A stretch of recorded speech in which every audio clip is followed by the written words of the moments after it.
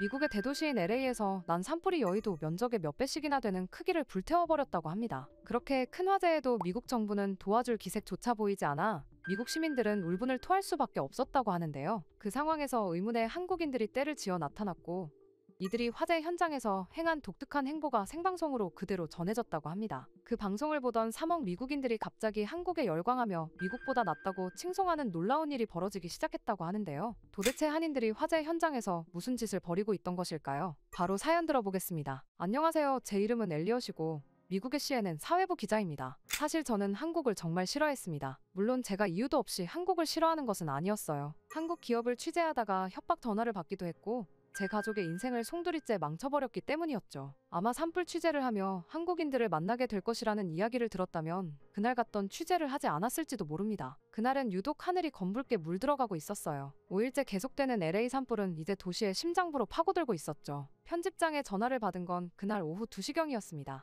엘리엇, 지금 당장 현장으로 가요. 베벌리 힐스가 전부 불바다가 됐어요. 독자들은 진실을 원하고 있습니다. CNN의 수석 기자로서 저는 이런 위험한 현장 취재에 익숙했습니다. 하지만 이번은 달랐죠. 창밖으로 보이는 풍경은 금방이라도 세상이 망할 것만 같았어요. 그렇게 차에 올라 서부 고속도로를 달리는 동안 저 멀리 생가브리엘 산맥에서 치솟는 검은 연기 기둥이 보였습니다. 바람을 타고 날아온 재들이 차 유리창에 하얗게 내려앉았죠. 도로는 이미 대피하는 차량들로 꽉 막혀 있었어요. 제발 움직여요. 우리 집이 저기예요. 남편이 아직 안에 있다고요. 그때 벤츠 운전석에 중년 여성이 창밖으로 고개를 내밀며 절규했습니다. 그녀의 남편은 중요한 서류를 가지러 집으로 다시 들어갔다고 해요. 그리고 30분째 연락이 두절된 상태였죠. 아기가 숨을 못 쉬어요. 제발 비켜주세요. 천식이 있는 아이예요. 제발 살려주세요. 뒷좌석에서는 생후 8개월 된 아기가 얼굴이 파랗게 질린 채 숨을 헐떡이고 있었습니다. 어머니는 한 손으로 아기용 산소호흡기를 들고 다른 손으로는 핸들을 잡은 채 필사적으로 차를 몰았죠. 그 누구도 이 아기와 어머니를 도와주지 않았습니다. 그저 자기 혼자 살기 바빴죠. 이곳저곳에서 들려오는 절박한 외침이 공포를 더했습니다. 70대로 보이는 노인이 타고 있는 차 안에서는 간신히 산소호흡기를 붙잡은 채 기침을 하고 있었어요. 그는 요양원에서 긴급 대피한 환자 중 한 명이었습니다. 간호사도 보호자도 없이 홀로 대피하고 있었죠. 또한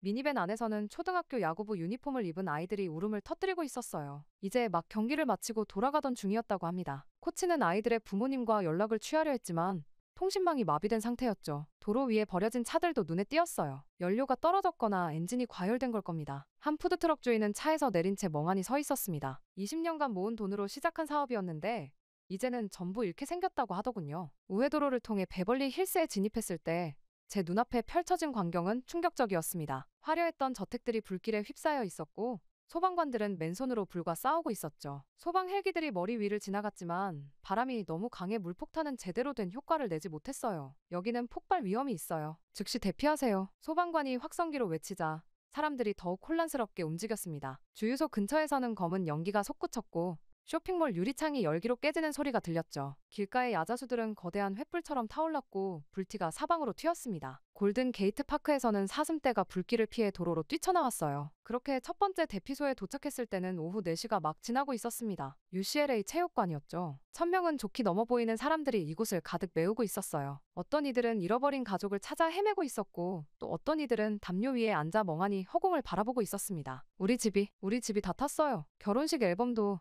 아이들 어릴 때 사진도 전부 다 메리 윌슨이라고 자신을 소개한 중년 여성이 흐느끼며 말했습니다. 그녀의 얼굴과 옷에는 검댕이가 묻어 있었죠. 30년간 살아온 집이 불과 20분 만에 잿더미로 변했다고 해요. 보험도 들어두었지만 추억은 돈으로 살 수 없다며 오열했습니다. 체육관 한쪽에서는 의료진들이 연기 흡입 환자들을 돌보고 있었어요. 산소 마스크를 쓴 채 놀란 눈으로 주위를 둘러보는 초등학생들이 보였습니다. 그들은 산불이 시작됐을 때 체육 수업 중이었다고 해요. 선생님들이 재빨리 대피시켰지만 아직도 부모님과 연락이 되지 않는 아이들이 많았죠. 또한 붕대를 감은 노인들도 눈에 띄었습니다. 제임스 브라운이라는 70대 할아버지는 애완견을 구하려다 팔에 화상을 입었어요. 개는 구했지만 그의 오른팔은 3도 화상을 입은 상태였습니다. 마치 전쟁터의 야전 병원 같은 광경이었죠. 그때였죠. 한인 자원봉사자들이 조직적으로 움직이는 모습이 눈에 들어온 건 그들은 마치 준비된 것처럼 체계적으로 구호 활동을 펼치고 있었습니다. 따뜻한 도시락을 나눠주고 생수를 전달하고 담요를 배포하고 있었죠. 정말 놀라웠습니다. 카메라를 들어 그들의 모습을 찍으려는데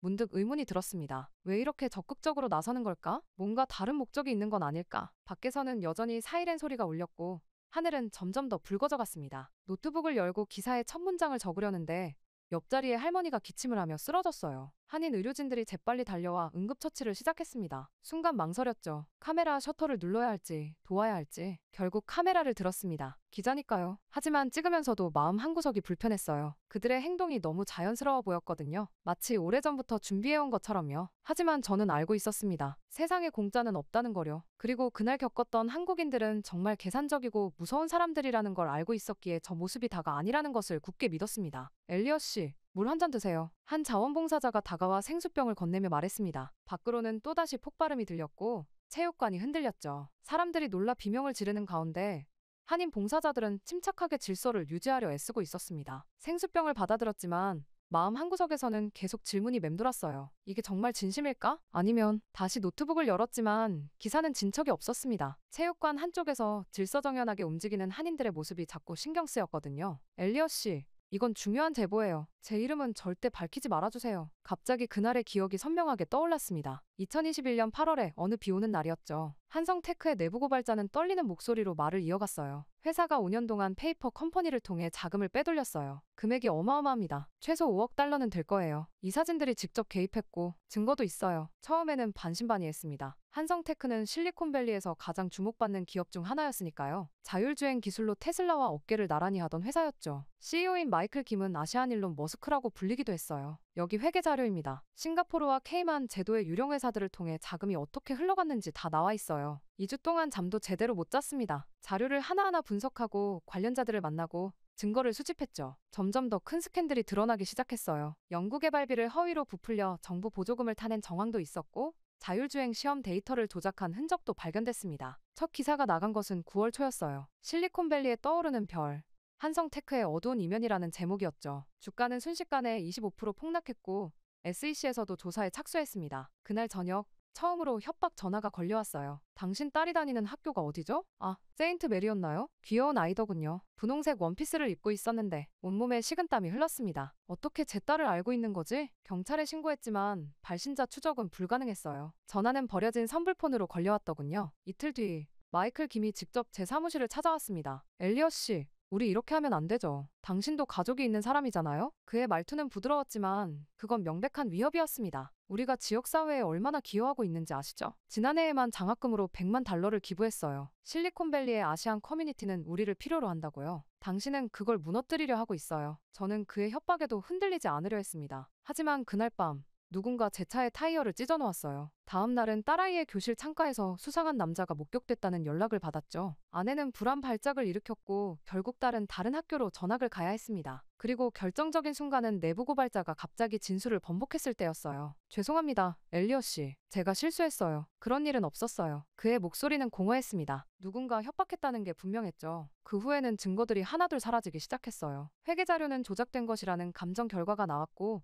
인터뷰했던 사람들은 하나같이 연락이 끊겼습니다. 석 달간의 취재가 모래성처럼 무너져 내렸죠. 엘리엇, 이제 그만두세요. 우리 신문사까지 위험해질 수 있어요. 편집장의 만류로 결국 기사를 철회했습니다. 한성테크는 저를 명예훼손으로 고소했고 신문사는 공식 사과문을 냈어요. 제 평판은 바닥을 쳤죠. 자, 이제 모두가 납득할 만한 선에서 해결됐네요. 마이클 김은 승리자의 미소를 지으며 말했습니다. 그리고 덧붙였죠. 앞으로도 좋은 관계 유지해요. 저는 눈을 질끈 감으며 체육관으로 시선을 돌렸습니다. 한인 의사들이 환자들을 돌보는 모습이 보였어요. 그들의 친절한 미소가 3년 전 한성테크가 자선행사장에서 지었던 그 완벽한 미소와 겹쳐 보였습니다. 노트북 화면이 흐릿하게 보였어요. 창밖으로는 여전히 붉은 하늘이 보였고 소방차 사이렌 소리가 멀리서 들려왔습니다. 그리고 문득 깨달았죠. 제가 한인들을 볼 때마다 불편해지는 건 그때의 트라우마가 아직도 저를 놓아주지 않아서라는 걸. 취재하시나요? 어느새 다가온 한인 봉사자가 물었습니다. 순간 저는 잠시 망설였죠. 그의 친절한 미소 뒤에 무슨 의도가 있을지 모른다는 생각이 들었거든요. 편집장은 제가 너무 예민하게 군다고 하지만 경험상 이런 완벽한 친절에는 항상 대가가 따랐으니까요. 다시 노트북으로 시선을 돌렸습니다. 빈 화면에 커서만 깜빡이고 있었어요.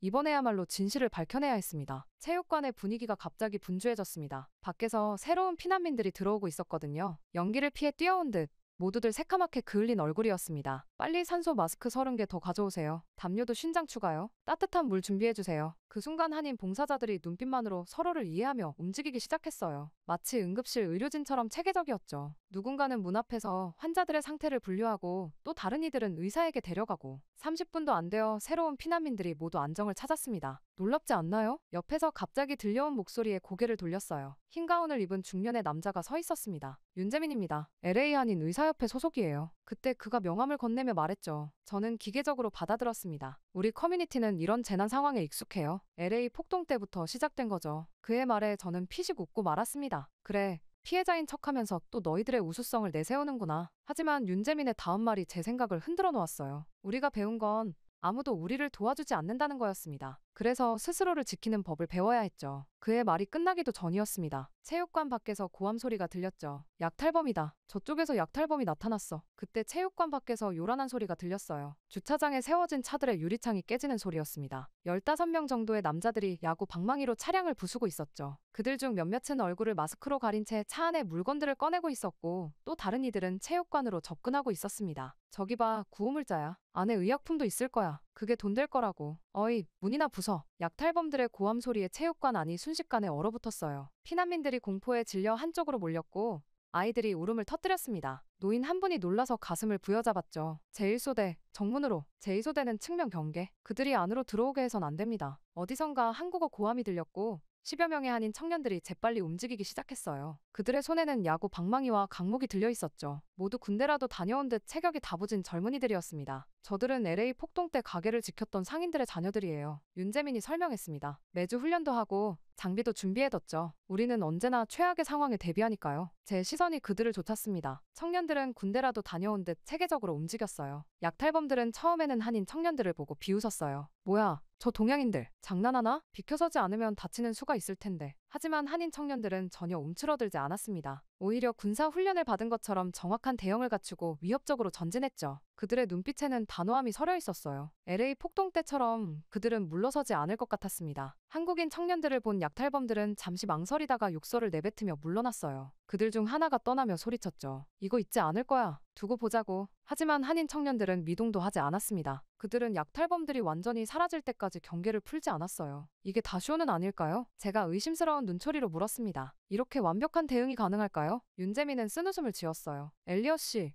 우리가 이렇게 조직적인 게 수상해 보이나요? 아니면 한국인이라서 수상한 건가요? 그 말에 제 심장이 쿵하고 내려앉는 것 같았습니다. 너무 날카로운 지적이었거든요. 우리를 오해하고 계신 것 같아요. 한성테크 사건 때문인가요? 윤재민의 말에 저는 순간 굳어버렸습니다. 어떻게 그걸? 당신 기사 읽었습니다. 좋은 기사였어요. 하지만 한 기업의 잘못을 모든 한국인의 잘못으로 보는 건 좀 슬픈 일이네요. 제가 대답하려는 순간 또다시 한국어 고함이 들렸습니다. 도시락 300개 도착했습니다. 따뜻한 음식부터 노약자에게 나눠드리세요. 물도 곧 옵니다. 기다려주세요. 저는 말없이 그들의 움직임을 지켜봤어요. 정말 군대처럼 체계적이었습니다. 하지만 그건 위협적인 게 아니었죠. 오히려 든든해 보였어요. 우리는 그저 우리가 할 수 있는 일을 하는 겁니다. 윤재민이 말했어요. 이게 쇼라고 생각하시나요? 그럼 한번 따라와 보시죠. 그가 앞장서서 걸었고 저는 잠시 망설이다 그를 따랐습니다. 윤재민은 저를 체육관 뒤편의 임시 진료소로 안내했습니다. 그곳에는 이미 여러 명의 한인 의사들이 환자들을 돌보고 있었어요. 그들의 흰 가운 위로 검은 그을음이 묻어 있었죠. 몇 시간 전까지 불길 속에서 환자들을 구해냈다고 했습니다. 이분들은 모두 개인 병원을 닫고 이곳으로 왔어요. 수입이 줄어들 텐데도 말이죠. 윤재민이 자부심이 가득한 목소리로 말했습니다. 저는 고개를 끄덕이면서도 속으로는 의문이 들었어요. 왜 이렇게까지 하는 걸까? 분명 뭔가 있을 텐데. 엘리엇 씨는 우리가 의심스러워 보이나 봅니다. 제 생각을 읽기라도 한 듯 윤재민이 말했어요. 혹시 지금도 취재하고 계신가요? 한인들의 이면이라도 파헤치실 건가요? 순간 그의 말투에는 날이 서 있었습니다. 저는 순간 당황했지만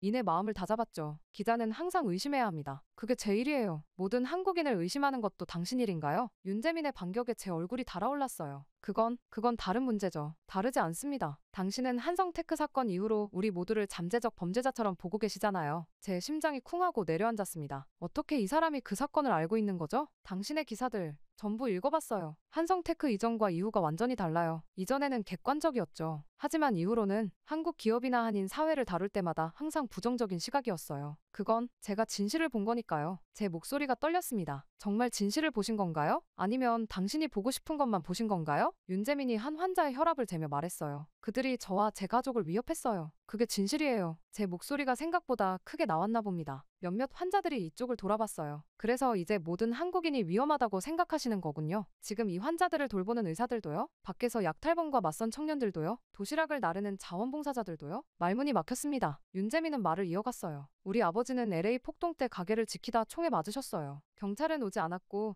소방차도 오지 않았죠. 그때 우리는 깨달았습니다. 서로를 지키지 않으면 아무도 우리를 지켜주지 않는다는 걸요. 그가 잠시 숨을 고르더니 계속했습니다. 그래서 우리는 더 단단해졌어요. 더 조직적이 됐고 더 체계적이 됐죠. 당신이 보기에 그게 수상해 보일 수 있겠네요. 하지만 이건 우리의 생존 방식이에요. 창밖으로 붉은 하늘이 보였습니다. 여전히 산불은 계속되고 있었죠. 당신이 한성테크에서 힘든 일을 겪으셨다는 건 이해합니다. 하지만 윤재민이 제 눈을 똑바로 보며 말했어요. 한 기업의 잘못이 우리 모두의 잘못은 아니에요. 그리고 어쩌면 그 사건에서도 당신이 모르는 진실이 있을지도 모르죠. 무슨 뜻이죠? 제가 날카롭게 물었습니다. 그때 갑자기 밖에서 폭발음이 들렸어요. 모두가 창가로 달려갔죠. 멀리 주유소로 보이는 건물에서 불길이 치솟고 있었습니다. 윤재민은 재빨리 응급키트를 챙겼어요. 이야기는 여기까지입니다. 지금은 해야 할 일이 있네요. 그가 밖으로 뛰어나가는 모습을 보며 저는 생각했습니다. 당신이 모르는 진실이 있을지도 모르죠. 그 말이 자꾸 제 머릿속을 맴돌았어요. 그렇게 체육관으로 돌아오는 길에 윤재민의 말이 자꾸 맴돌았습니다. 당신이 모르는 진실이 있을지도 모르죠. 그가 뭔가를 알고 있다는 걸 직감적으로 느꼈어요. 폭발 현장에는 이미 소방관들이 도착해 있었죠. 주유소는 완전히 파괴됐지만 다행히 큰 인명피해는 없었다고 합니다. 한인 의료진들이 긴급 구호소를 차려놓고 경상자들을 치료하고 있었어요. 엘리엇 씨, 뒤에서 들려온 윤재민의 목소리에 돌아섰습니다. 잠깐 이야기 좀 할 수 있을까요? 그가 저를 구호소 뒤편으로 데려갔어요. 그의 손에는 검은색 서류 가방이 들려 있었죠. 이걸 보여드리려고 했어요. 가방에서 꺼낸 서류 뭉치를 보자마자 제 심장이 멎는 것 같았습니다. 그건 3년 전 제가 찾던 바로 그 증거들이었어요. 이게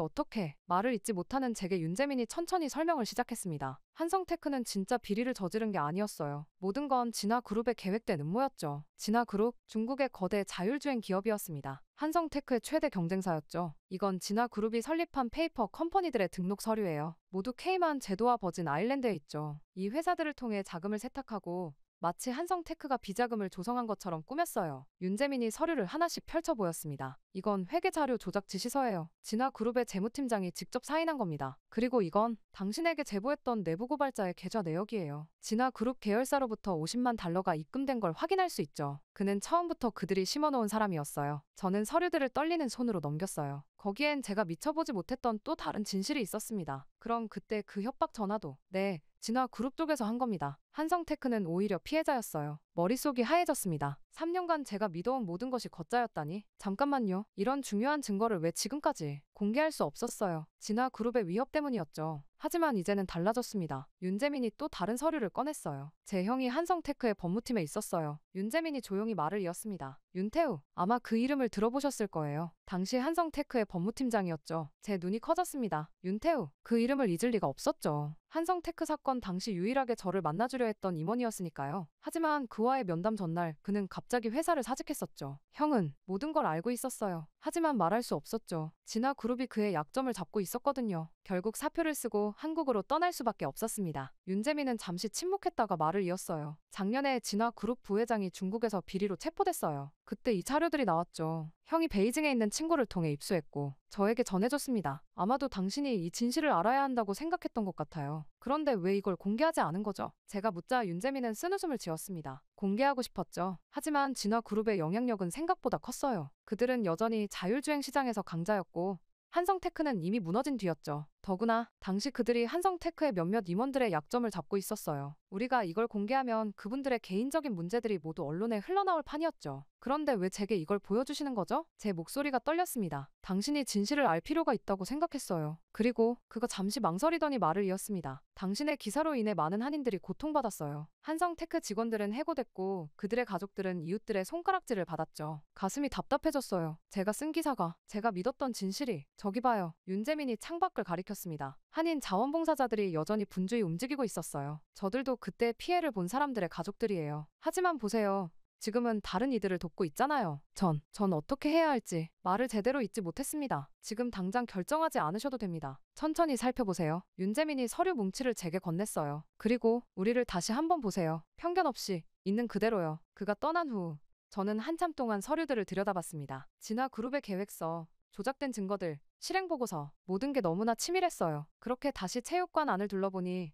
한인 봉사자들이 여전히 묵묵히 일하고 있었습니다. 그들의 모습이 이제는 전혀 다르게 보였어요. 마치 제 눈에 씌워져 있던 편견이라는 렌즈가 천천히 벗겨지는 것 같았습니다. 체육관 한쪽 구석, 제가 자리 잡은 곳에는 노트북과 서류들이 어지럽게 펼쳐져 있었습니다. 윤재민이 건넨 자료들을 하나하나 살펴볼 때마다 가슴이 답답해졌어요. 진화 그룹사나 페이퍼 컴퍼니, 타이완 소재 Future Mobility Limited를 통한 자금 세탁? 제가 3년 전 쓴 기사의 주요 내용이었죠. 하지만 윤재민이 건넨 자료를 보니 그 회사는 처음부터 진화그룹이 설립한 것이었어요. 한성테크를 음해하기 위한 덫이었던 거죠. 아, 젠장. 저도 모르게 한숨이 나왔습니다. 크롬북을 열어 The Chronicle의 데이터베이스에 접속했어요. 한성테크 관련 제가 썼던 기사들을 하나씩 다시 읽어내려 갔습니다. 기사를 쓸 당시만 해도 제가 정의를 위해 싸우고 있다고 믿었어요. 하지만 지금 보니 모든 기사가 한쪽으로 치우쳐 있었습니다. 확인되지 않은 내용도 마치 사실인 것처럼 써놨더군요. 이건 기사가 아니라 개인적인 복수였던 거야. 스스로에게 중얼거렸습니다. 그때 한 장면이 머릿속을 스쳤어요. 한성테크가 문을 닫은 뒤 직원들이 짐을 싸서 나오던 모습이었죠. 그들 중 많은 이들이 한인이었고 가족들과 함께 이곳에 정착하길 꿈꾸며왔던 사람들이었습니다. 저 사람들, 그때 다들 어떻게 됐을까? 현재의 시간이 오후 6시를 가리키고 있었어요. 체육관에는 저녁 식사 준비가 한창이었죠. 한인 자원봉사자들이 도시락을 나눠주고 있었는데 문득 그들 중 한 명이 눈에 익었습니다. 앳된 얼굴의 여성이었어요. 어디서 봤더라? 그러다 기억이 났습니다. 한성테크 마지막 날 울면서 회사를 나서던 신입 개발자였어요. 발걸음이 자연스럽게 그쪽으로 향했습니다. 혹시 한성테크에서 일하셨나요? 그녀가 잠시 멈칫했어요. 그러더니 쓴웃음을 지었죠. 네. 아, 당신은 그때 그 기자님이시죠? 목이 메었습니다. 그 후에 어떻게 지내셨나요? 힘들었죠. 다들 그랬을 거예요. 저는 그래도 다행히 다른 회사에 취직했지만 다들 꿈을 접어야 했죠. 순간 심장이 무거워졌어요. 제 기사가 얼마나 많은 사람들의 인생을 망가뜨렸던 걸까요? 근데 왜 여기서 봉사활동을? 제 질문이 채 끝나기도 전에 그녀가 말했습니다. 우리도 한때 모든 걸 잃은 것 같았으니까요. 그래서 더 잘 알아요. 지금 이분들의 심정을. 그 순간 체육관 안을 둘러보는 제 시선이 달라졌어요. 묵묵히 봉사하는 한인들의 모습이 더 이상 수상해 보이지 않았습니다. 그저 아픔을 아는 사람들이 다른 이들의 아픔을 달래주는 것처럼 보였죠. 저는 그렇게 다시 노트북을 열고서 새로운 글을 쓰기 시작했습니다. 키보드 위에 올려진 손가락이 떨렸어요. 하지만 이제는 알았습니다. 제가 무엇을 해야 하는지. 이제는 사실을 바로잡을 때였습니다. 그때 밖에서 또다시 폭발음이 들렸어요. 창밖 하늘은 여전히 붉었지만 제 마음속 어둠은 조금씩 걷히고 있었습니다. 새벽 3시 체육관 밖에서 갑자기 고함 소리가 들렸습니다. 베레어 지역에서 긴급 구조 요청이 들어왔습니다. 실버타운에서 대피가 늦어지고 있대요. 마치 군부대처럼 순식간에 모든 것이 체계적으로 움직이기 시작했어요. LA 한인의사협회 소속 의사들이 신속하게 비상의료팀을 꾸렸고 간호사들은 필요한 의료용품들을 챙겼습니다. 산소통 20개, 응급처치 키트 30개, 심장 제세동기 3대 다 실었습니다. 이동식 산소호흡기는? 네, 충전 완료했습니다. 예비 배터리도 챙겼어요. 한인 식당 주인들이 긴급하게 준비한 주먹밥과 따뜻한 음료도 차에 실렸어요. 누군가는 담요를, 또 다른 이는 휠체어를 가져왔죠. 교회에서 가져온 접이식 들것도 있었습니다. 1팀은 구조, 2팀은 환자 분류, 3팀은 이송. 다들 자기 위치 알죠? 지휘를 맡은 데이비드가 외쳤어요. 그는 LA 소방서에서 15년간 근무한 베테랑이었죠. 차량 5대가 긴급 편성됐어요. 각 차마다 의사 1명, 간호사 2명, 구조대원 4명으로 팀이 짜여 있었습니다. 심지어 차량 배치도 완벽했어요. 의료진을 태운 승합차가 가운데 구조 장비를 실은 픽업 트럭이 양옆으로, 그리고 선두와 후미에 SUV가 호위하듯 자리 잡았죠. 산불이 서쪽에서 동쪽으로 번지고 있습니다. 바람이 강해서 불길 통제가 안 된대요. 요양원까지 앞으로 30분도 채 남지 않았을 거예요. 창밖으로 보이는 도시는 마치 지옥도 같았습니다. 하늘은 온통 붉었고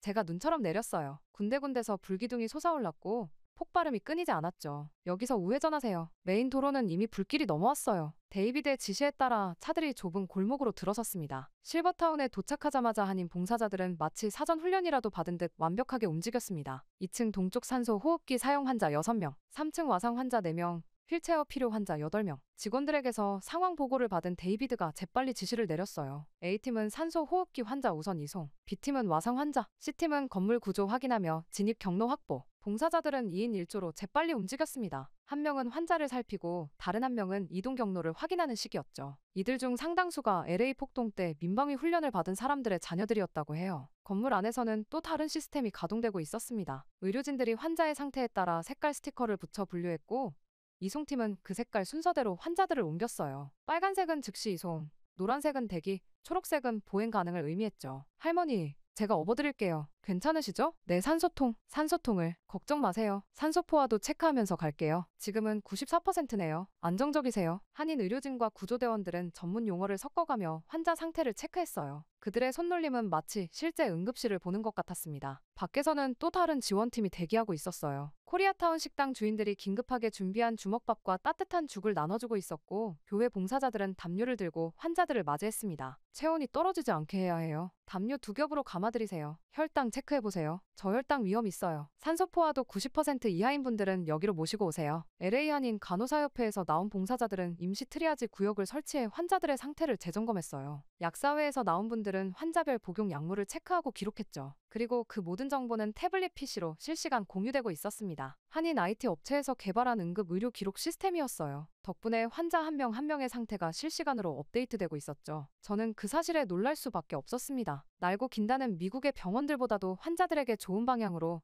효율적으로 진행되고 있었으니까요. 한국의 의료 시스템이 미국을 뛰어넘는다면 이야기를 스치듯 들었던 기억이 났습니다. 그땐 말도 안 된다고 생각했는데 정말 그랬다니 믿을 수가 없었습니다. 엘리엇 씨, 이거 마시세요. 누군가 제게 따뜻한 보리차를 건넸어요. 돌아보니 한인 마트 주인이었죠. 그는 아까부터 계속 봉사자들에게 음료를 나눠주고 있었습니다. 어떻게 이런 시스템이? 제 말끝이 흐트러지자 그가 웃으며 말했어요. LA 폭동 이후로 우리는 매년 재난 대비 훈련을 해왔어요. 교회, 마트, 식당 각자 맡을 일을 정해두고요. 누가 시킨 게 아니라 우리가 필요해서 만든 거죠. 그때 하나님 목사님이 따뜻한 커피를 나눠주고 계신 게 보였어요. 새벽 3시가 넘은 시간이었는데도 그분의 얼굴에는 피곤한 기색이 없었습니다. 목사님, 이렇게 힘든 상황에서 어떻게 이런 봉사를? 제 질문이 채 끝나기도 전에 목사님은 따뜻한 미소를 지으셨어요. 아, 그건 우리가 받은 은혜를 갚는 거죠. 목사님은 잠시 생각에 잠기셨다가 말씀을 이어가셨습니다. 한국 전쟁 때 이야기를 들어보셨나요? 그때 미국의 교회들과 선교사님들이 우리에게 얼마나 큰 도움을 주셨는지. 먹을 것도 없고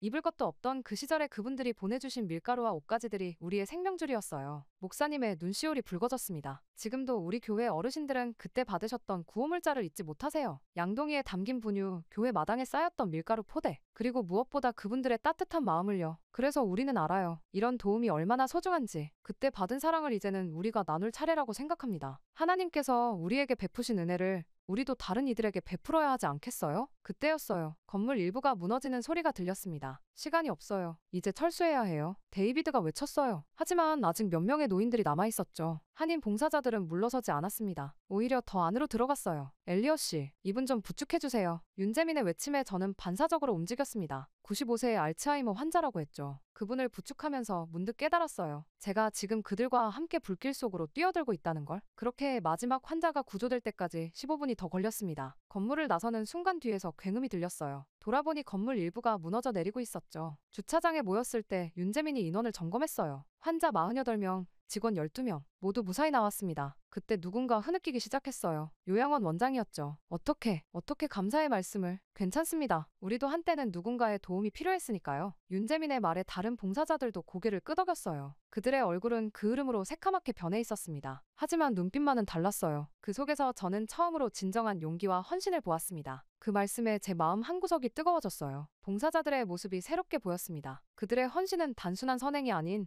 오래전 받은 사랑을 돌려주는 것이었군요. 밖에서는 여전히 불길이 치솟고 있었고 사이렌 소리가 멈추지 않았습니다. 하지만 이곳에는 또 다른 불길이 있었어요. 세대를 넘어 이어진 감사와 나눔의 불꽃이. 화재 진압이 어느 정도 마무리된 오후 저는 윤재민과 함께 본사 사무실로 향했습니다. 제가 요청했죠. 이제는 모든 것을 제대로 파헤쳐야 했으니까요. 윤재민 씨를 통해 제가 잘못 내보낸 기사들을 새로 작성할 생각이었습니다. 그 시간에 이슈가 되는 것들을 하는 게 제 커리어에 좋다고 소리치는 팀장님의 목소리가 귀에 선했지만 저는 멈출 수 없었습니다. 귀를 막고 눈을 막으며 진실을 외면하다. 이 지경까지 오게 된 것이었으니까요. 이건 진화그룹의 내부 회의록입니다. 재민 씨가 노트북을 열어 보여줬어요. 그들은 처음부터 한성테크를 노리고 있었던 거군요. 제 목소리가 떨렸습니다. 재민 씨가 다음 자료를 보여줬어요. 진화그룹이 설립한 페이퍼 컴퍼니들의 계좌 내역이었죠. K만 제도에서 시작된 자금이 여러 단계를 거쳐 최종적으로 그 내부 고발자의 계좌로 들어간 흔적이 고스란히 남아있었습니다. 그런데 왜 하필 저였을까요? 제가 물었어요. 당신의 기사를 봤나 봅니다. 한국 기업들의 비리를 다룬 이전 기사들. 당신이라면 한성테크의 의혹을 자연스럽게 제기할 수 있다고 생각했겠죠. 순간 가슴이 무너져 내렸습니다. 제 편견이, 제 선입견이 그들의 음모의 완벽한 도구가 되어준 거였어요. 제 형이 모든 걸 알고 있었어요. 재민 씨는 천천히 말을 이었습니다. 그래서 당신을 만나려 했던 거고요. 하지만 진화그룹이 형이 약점을 잡고 있었죠. 10년 전 벤처 기업 시절에 일부 불법 자금 운용 기록, 그걸로 형을 협박했어요. 다음 자료는 충격적이었습니다. 진화그룹이 한성테크 직원들을 미행하고 도청한 기록이었어요. 제가 협박 전화를 받았던 그 시기와 일치했죠. 잠깐만요. 뭔가 이상한 점을 발견했습니다. 이 전화번호, 절 협박했던 그 번호인데요. 윤재민이 고개를 끄덕였어요. 네, 진화그룹 베이징 지사보안팀 소속이었죠. 그들은 당신을 겁주기 위해 일부러 선불폰을 썼어요. 자료들을 하나하나 살펴볼수록 분노와 후회가 밀려왔습니다. 저는 진실을 파헤치겠다는 열정에 사로잡혀 정작 더 큰 진실을 보지 못했던 거예요. 자, 이제 어떻게 하시겠어요? 재민 씨가 물었습니다. 저는 노트북을 열었어요. 새로운 기사를 작성하기 시작했습니다. 진실을 바로잡을 때였거든요. 모든 걸 다시 써야겠습니다. 처음부터 끝까지. 그때 제 휴대폰이 울렸어요. 발신자 표시가 없었죠. 또 그 사람들인가요? 윤재민이 긴장한 듯 물었습니다. 아니요. 이제는 더 이상 도망치지 않을 겁니다. 전화를 받았어요. 엘리엇 씨. 낯익은 목소리였습니다. 윤태우, 윤재민의 형이었어요. 한국에서 전화드립니다. 제가 모든 걸 증언하고 싶습니다. 그의 목소리는 떨렸지만 단단했어요. 저는 알았죠. 이제 진짜 시작이라는 걸. 3년 전에 진실을 세상에 알릴 시간입니다. 제가 말했어요. 창밖으로는 LA의 하늘이 보였습니다. 여전히 붉었지만 어딘가 다른 것 같았어요. 마치 진실의 여명이 밝아오는 것처럼 기사의 일면이 인쇄되는 소리가 들렸습니다. 아침 공기를 가르는 윙윙거리는 소리였어요. 제가 쓴 2개의 기사가 나란히 실렸습니다. 특종, 한성테크 사건의 진실, 중국 진화그룹의 5천만 달러 음모, LA 산불 속 빛난 영웅들 한인 커뮤니티의 24시간. 시간이 흘렀고 제 기사는 조회수가 폭등하기 시작했습니다. 엘리엇, 당신 기사가 폭발적인 반응을 일으키고 있어. 편집장이 태블릿을 보여줬어요. 온라인 조회수가 폭주하고 있었고 다른 언론사들의 인용 요청이 쏟아지고 있었죠. BBC와 CNBC에서 전화가 왔어요. 한성테크 사건을 다루고 싶다는군요. 편집장의 목소리에는 자부심이 묻어났습니다. 제 기사에 실린 윤태호의 증언은 폭탄과도 같았어요. 그가 제출한 녹음 파일과 문서들은 진화그룹의 음모를 낱낱이 드러냈죠. SEC도 즉시 수사에 착수했고 FBI도 가세했습니다. 한성테크 주가가 폭등하고 있습니다. 경제부 기자가 소리쳤어요. 이미 30% 넘게 올랐어요. 시장이 진실을 알기 시작한 거죠. 그때 제 휴대폰이 울렸습니다. 마이클 김, 한성테크의 전 CEO였어요. 엘리엇 씨, 감사합니다. 그의 목소리가 떨렸습니다. 사과드려야 할 사람은 저입니다. 제가 말했어요. 아닙니다. 당신은 결국 진실을 밝혀냈어요. 그게 중요한 거죠. 잠시 침묵이 흘렀고 그가 다시 말을 이었습니다. 우리가 다시 시작하려고 해요. 새로운 자율주행 기술 개발을. 이번에는 더 강하게 돌아올 겁니다. 다른 한편으로 한인 커뮤니티의 이야기도 세상을 감동시키고 있었어요. CNN이 실버타운 구조 현장의 영상을 방송했고 전 세계 뉴스에서 그들의 헌신을 조명했습니다. 엘리엇, 윤재민이 사무실로 들어왔어요. 베레어 지역 주민들이 감사패를 전하고 싶다고 해요. 그리고 그가 잠시 말을 멈추더니 환하게 웃었습니다. 형이 돌아온대요. 이제 모든 게 끝났으니까 다시 미국으로 올 수 있대요. 그때 창밖에는 소방헬기들이 지나가고 있었어요. 산불은 거의 진압 단계에 접어들었다고 합니다. 하늘도 조금씩 맑아지고 있었죠. 그런데 말이야, 편집장이 제 어깨를 두드렸습니다. 기사를 읽어보니 당신도 많이 변했네. 이제는 진짜 기자가 된 것 같아. 그 말에 미소 지었습니다. 생각해보면 편집장은 제게 항상 진짜 기자가 되어야 한다며 당부하시곤 했거든요. 아무래도 한성테크와의 일로 인해 기자 생활의 회의를 느낀 제 모습이 안타까웠던 것이었겠죠. 하지만 이제는 달랐습니다. 불길 속에서 진실을 찾았고 편견이라는 불꽃 속에서 새로운 시각을 얻었으니까요. 그렇게 저는 어디론가 발걸음을 디뎠습니다. 동시에 제 휴대폰이 계속 울렸어요. 다른 언론사들의 인터뷰 요청이었죠. 하지만 저는 서두르지 않았습니다. 먼저 만나야 할 사람들이 있었거든요. 저의 잘못된 기사로 인해 고통받았던 모든 한성테크 직원들, 그리고 제가 의심의 눈초리로 바라보았던 모든 한인분들. 사과는 기사로만 하는 게 아니라고 생각했으니까요. 직접 찾아가 한 분 한 분 진심을 전해야 했습니다. LA의 하늘이 점점 더 맑아지고 있었어요. 마치 새로운 시작을 알리는 것처럼. 한 달이 지났습니다. LA 북부 베레어 지역의 피해 복구 현장에서 윤재민을 다시 만났어요. 이른 아침부터 현장은 분주했습니다. 오늘도 일찍 나오셨네요. 재민 씨가 웃으며 말했어요. 그의 흰 가운에는 벌써 먼지가 묻어 있었죠. 무너진 집 앞에서는 한인 건설업자들이 잔해를 치우고 있었어요. 망치 소리와 전기톱 소리가 이른 아침의 고요를 깨뜨렸습니다. 옆에서는 코리아타운의 식당 아주머니가 따뜻한 국물을 나눠주고 계셨죠. 처음에는 우리를 이상한 눈으로 보던 사람들도 이제는 먼저 인사를 해요. 어제는 할머니 한 분이 손수 쿠키를 구워오셨더라고요. 재민 씨의 말에 따뜻함이 느껴졌어요. 창밖으로는 여전히 연기가 보였지만 그 속에서 사람들은 희망을 만들어가고 있었죠. 누군가는 무너진 집을 고치고 또 누군가는 아픈 이들을 돌보고 있었으니까요. 이제 와서 생각해보면 제가 입을 열었어요. 한성테크 사건도 마찬가지였던 것 같아요. 제가 표면만 보고 판단했던 거죠. 그거는 아직도 진행형이에요. 재민 씨가 말했습니다. 형이 돌아왔지만